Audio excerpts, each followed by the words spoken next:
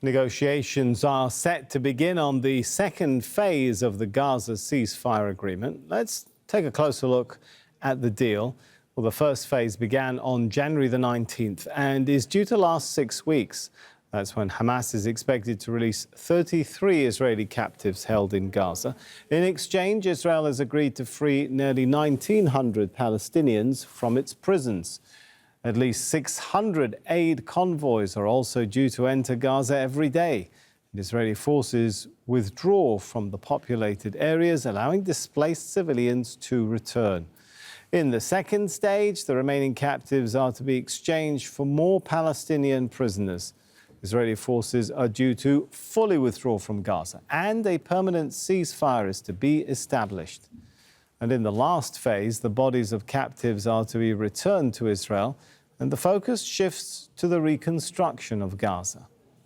Well, Ofer Cassif is a member of the Knesset representing the Hadash party. He joins us now from West Jerusalem. Good to have you with us. So talks on the second phase were supposed to start today. By all indications, that hasn't happened. How worrying a sign is that? This is a terrifying sign, not only a worrying one. I've been saying since day one that Netanyahu and the thugs around him in the coalition and in the government are not really interested in ceasefire or in saving the Israeli hostages, let alone saving lives of thousands of Palestinians. They are interested in two things.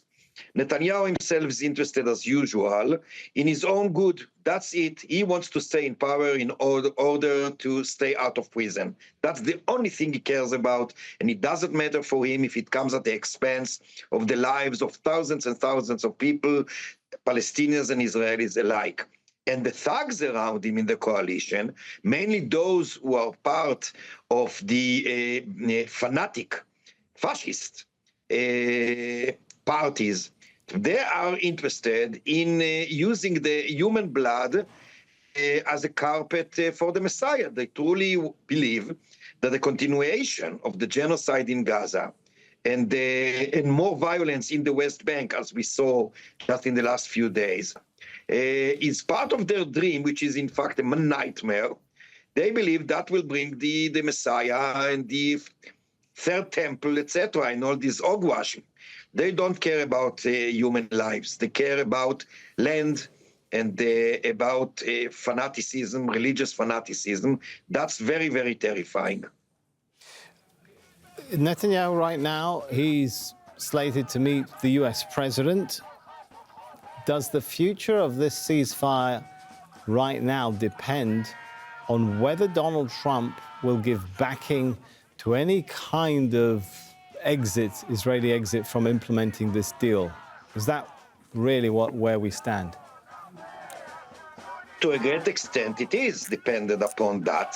I surely hope that President Trump will not go astray after the lies and the self-interested policy of Netanyahu and his government. As I said, they are not interested in implementing the second phase. They are interested in the continuation of the genocide in Gaza at the expense of people's lives, Palestinians and Israelis alike. And I surely hope that the President Trump understands that and will not go astray after them. I have to say something very, very important, if I may. I mentioned before the ongoing carnage, I would say, or destruction in the West Bank. We saw in the last few days that both the refugee camp in Jenin and the refugee camp in Tulkarem are under a serious threat of total destruction, and yet again, another expulsion of Palestinian people from there. In that, I'm afraid, on top of being evil in themselves, because those have nothing to do with security, etc., only with, again, the dream of the messianic fanaticism. I'm also afraid that this has been done in purpose by the Israeli government in order to foil the ceasefire in Gaza. That's the reason I'm so worried. And if I may, I would like to appeal to the Arab peoples and governments as a whole. Please don't leave behind your brothers and sisters in Palestine. Don't leave the Palestinians who've been butchered for more than 1 year. by the Israeli government. That should have been stopped months ago, let alone now. That's the interest of everybody who is involved, obviously the Palestinians, but also the Israelis, and eventually of the whole region. Please do something in order to stop it. How much support is there in the Knesset to keep this ceasefire deal going, to support Netanyahu? And that's, of course, assuming that Netanyahu himself wants to keep the ceasefire deal going and that it's only the elements you described as very extreme messianic elements that want to bring it down. Or are we not reading Netanyahu correctly? As I said before, I'm afraid that Netanyahu, as a person, is also interested in in destroying the ceasefire, because he believes, that's what my analysis. I didn't ask him, but I believe that he is interested in the continuation of the assault and violence in Gaza in order to keep himself in power. As to your first question, I believe that the majority in the Knesset, I think the Knesset is quite polarized.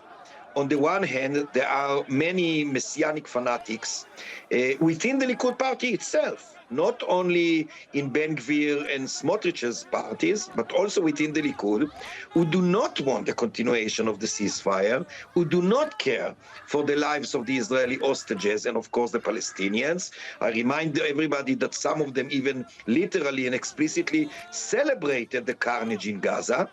But on the other hand, the majority in the opposition is interested in terminating the war in Gaza and reaching and continuing with the ceasefire, not necessarily for the very same reasons that I and my comrades are, but in the bottom line, they are also interested in ending this war.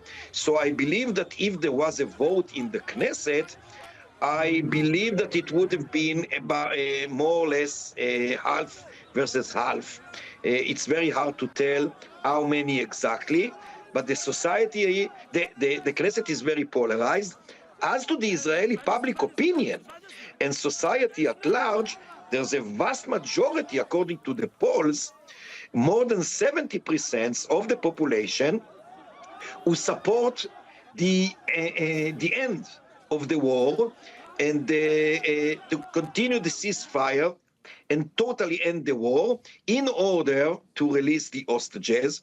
And I would add that our opinion, of course, is not only ending the war and rehabilitating Gaza, etc., and of course, total rejection of the crazy, racist, fascist idea of expulsion, of transfer of the Palestinian indigenous people from Gaza that we heard recently. Total rejection of that. That's our position, of course.